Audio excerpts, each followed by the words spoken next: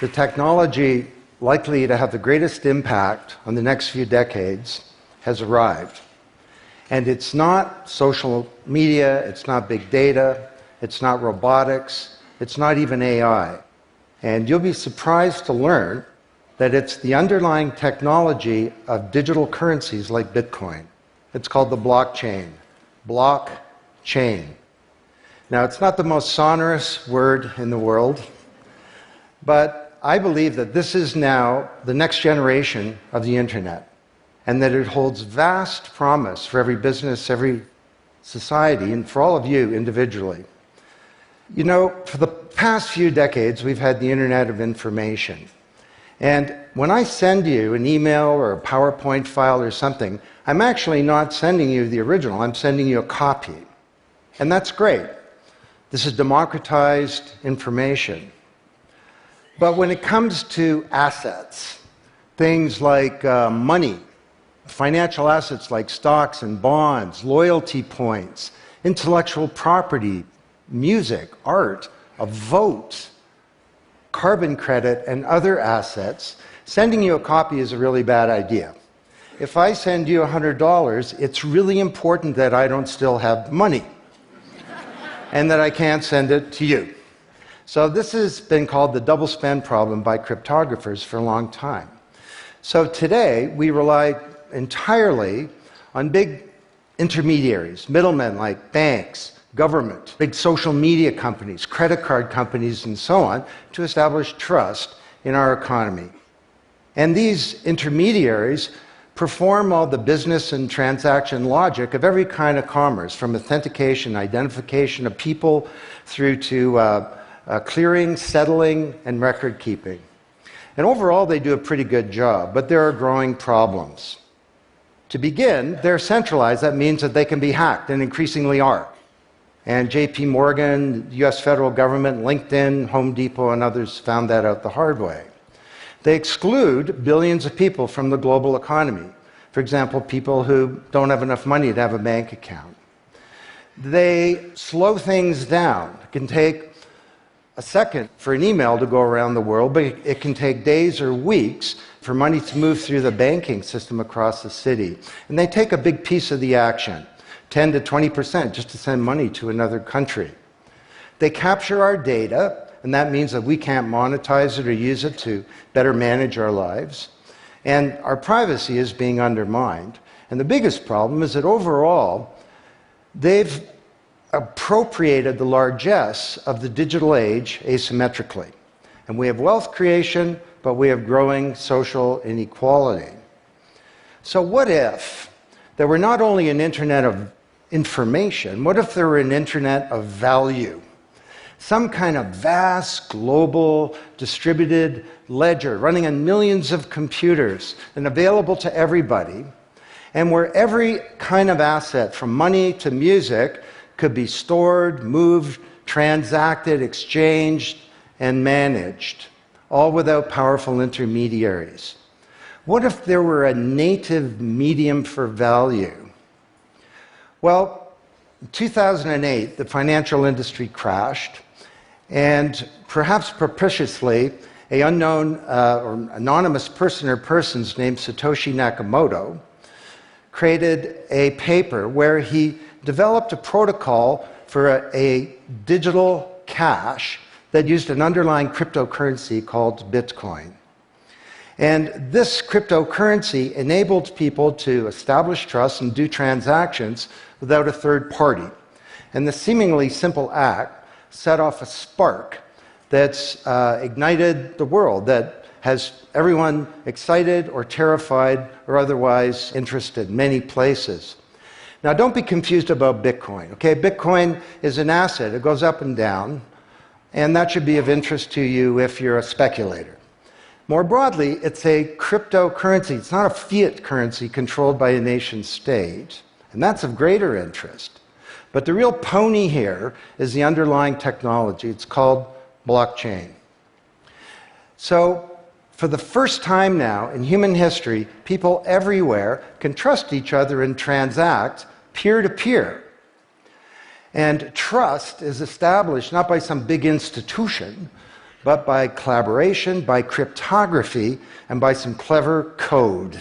And because trust is native to the technology, I call this the trust protocol. Now you're probably wondering, well, how does this thing work? Fair enough. Assets, digital assets like money to music and everything in between, are not stored in a central place, but they're distributed across a global ledger using the highest level of cryptography. And when a transaction is conducted, it's posted globally across millions and millions of computers. And out there around the world is a group of people called miners. These are not young people, they're Bitcoin miners. And they have massive computing power at their fingertips, 10 to 100 times bigger than all of Google worldwide. And these miners do a lot of work. And every 10 minutes, kind of like the heartbeat of a network, a block gets created that has all the transactions from the previous 10 minutes. And then the miners get to work trying to solve some tough problems. And they compete. And the first miner to find out the truth and to validate the block is rewarded in digital currency. In the case of the Bitcoin blockchain, with Bitcoin. And then, this is the key part, that block is linked to the previous block and the previous block to create a chain of blocks. And everyone is time-stamped, kind of like with a digital wax seal. So if I wanted to go and hack a block and say, pay you and you with the same money, I'd have to hack that block, plus all the preceding blocks, the entire history of commerce on that blockchain, not just on one computer, but across millions of computers simultaneously, all using the highest levels of encryption in the light of the most powerful computing resource in the world that's watching me. Tough to do. And this is infinitely more secure than the computer systems that we have today. Blockchain, that's how it works. So the Bitcoin blockchain is just one. There are many. The Ethereum blockchain was developed by a Canadian named Vitalik Buterin. He's 19 years old. And this blockchain has some extraordinary capabilities. One of them is that you can build smart contracts. It's kind of what it sounds like. It's a contract that self-executes. And the contract handles the enforcement and the management, performance, and payment. The contract kind of has a bank account, too, in a sense, of agreements between people. And today, on the Ethereum blockchain, there are projects underway to do everything from create a new replacement for the stock market to create a new model of democracy where politicians are accountable to citizens. So, to understand what a radical change this is going to bring, let's look at one industry, financial services. You recognize this? Rube Goldberg machine. It's a ridiculously complicated machine that does something really simple, like crack an egg or shut a door. Well, kind of reminds me of the financial services industry, honestly. I mean, you tap your card in the corner store, and a bit stream goes through a dozen companies, and each with their own computer systems, some of them being 1970s mainframes, older than many of the people in this room. And 3 days later, a settlement occurs. Well, with a blockchain financial industry, there would be no settlement because the payment and the settlement is the same activity. It's just a change in the ledger. So Wall Street and all around the world, the financial industry is in a big upheaval about this, wondering, can we be replaced, or how do we embrace this technology for success? Now, why should you care? Well, let me describe some applications. Prosperity. The first era of the Internet of information, brought us wealth, but not shared prosperity, because social inequality is growing. And this is at the heart of all of the anger and extremism and protectionism and xenophobia and worse that we're seeing growing in the world today. Brexit being the most recent case. So, could we develop some new approaches to this problem of inequality? Because the only approach today is to redistribute wealth, tax people and spread it around more. Could we pre-distribute wealth? Could we change the way that wealth gets created in the first place by democratizing wealth creation, engaging more people in the economy, and in ensuring that they got fair compensation. Let me describe 5 ways that this can be done. Number 1, did you know that 70% of the people in the world who have land have a tenuous title to it? So you got a little farm in Honduras, some dictator comes to power. He says, I know you got a piece of paper that says you own your farm, but the government computer says my friend owns your farm. This happened on a mass scale in Honduras, and this problem exists everywhere. Hernando de Soto, the great Latin American economist, says this is the number 1 issue in the world in terms of economic mobility, more important than having a bank account. Because if you don't have a valid title to your land, you can't borrow against it, and you can't plan for the future.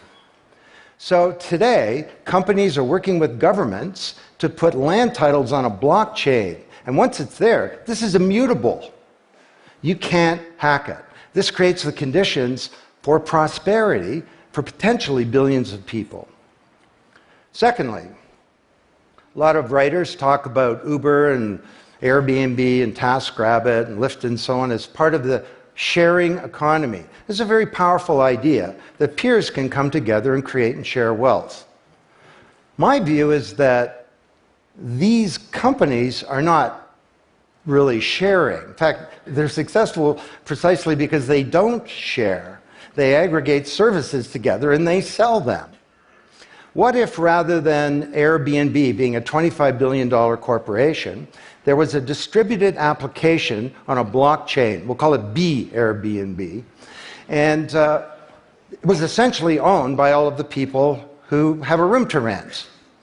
And when someone wants to rent a room, they go onto the blockchain database and all the criteria sift through, help them find the right room, and then the blockchain helps with the contracting, it identifies the party, it handles the payments, just through digital payments are built into the system, and it even handles reputation, because if she rates a room as a 5-star room, that room is there, and it's rated, and it's immutable. So the big sharing economy disruptors in Silicon Valley could be disrupted, and this would be good for prosperity. Number 3, the biggest flow of funds from the developed world to the developing world is not corporate investment, and it's not even foreign aid. It's remittances. This is the global diaspora, people who've left their ancestral lands, and they're sending money back to their families at home. This is $600 billion a year, and it's growing, and these people are getting ripped off. Annalie Domingo is a housekeeper, and she lives in Toronto, and every month she goes to the Western Union office with some cash to send her remittances to her mom in Manila. It costs her around 10%. The money takes 4 to 7 days to get there. Her mom never knows when it's going to arrive. It takes 5 hours out of her week to do this. 6 months ago, Annalie Domingo used a blockchain application called Abra. And from her mobile device, she said $300 went directly to her mom's mobile device without going through an intermediary. And then her mom looked at her mobile device, and it's kind of like an Uber interface. There's Abra tellers moving around. She clicks on a teller that's a 5-star teller. He's 7 minutes away. The guy shows up at the door, gives her Filipino pesos. She puts them in her wallet. The whole thing took minutes, and it cost her 2%. This is a big opportunity for prosperity. Number 4, the most powerful asset of the digital age is data. And data is really a new asset class, maybe bigger than previous asset classes like land under the agrarian economy or an industrial plant, or even money. And all of you, we create this data. We create this asset.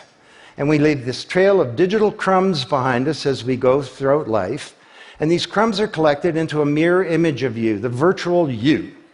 And the virtual you may know more about you than you do, because you can't remember what you bought a year ago or said a year ago or your exact location a year ago. And the virtual you is not owned by you. That's the big problem. So today there are companies working to create an identity in a black box. The virtual you owned by you. And this black box moves around with you as you travel throughout the world, and it's very, very stingy. It only gives away the shred of information that's required to do something. A lot of transactions, the seller doesn't even need to know who you are. They just need to know that they got paid. And then this avatar is sweeping up all this data and enabling you to monetize it. And this is a wonderful thing, because it can also help us protect our privacy. And privacy is the foundation of a free society. Let's get this asset that we create back under our control, where we can own our own identity and manage it responsibly. Finally,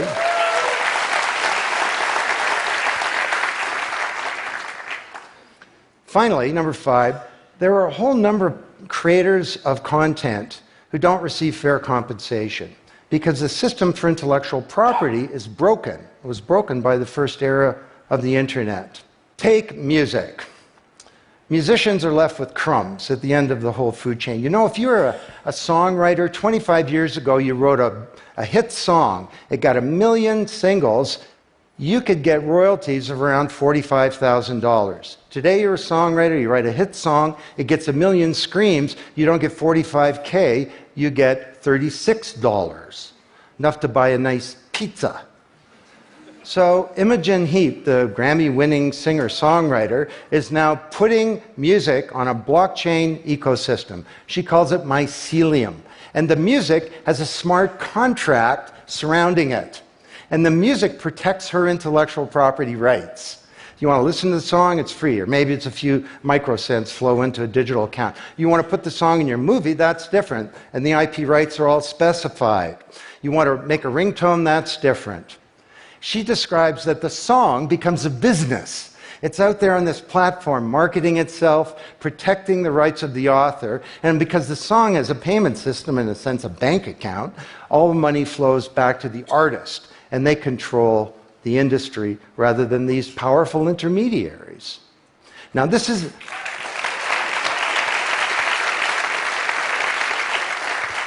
not just songwriters, it's any creator of content, like art,